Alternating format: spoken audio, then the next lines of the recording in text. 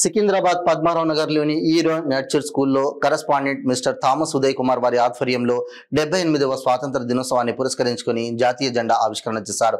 ఈ కార్యక్రమంలో స్కూల్ ఉపాధ్యాయులు యువిఆర్ మణి, సరిత, ఇమ్రానా, మైరటిన, సంధ్య, లక్ష్మి, కళ్యాణి, మీనాక్షి, స్కూల్ విద్యార్థులు పాల్గొన్నారు. ఈ కార్యక్రమానికి పలువురు ప్రముఖులు హాజరయ్యారు.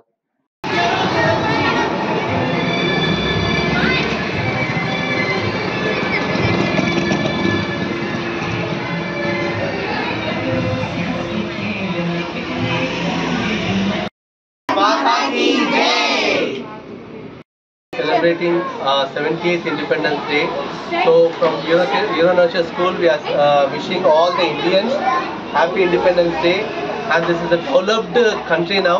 So we wish all the best to future generation to go their higher levels. Thank you. First of all, happy Independence Day for everyone. And we are celebrating our 78th Independence Day.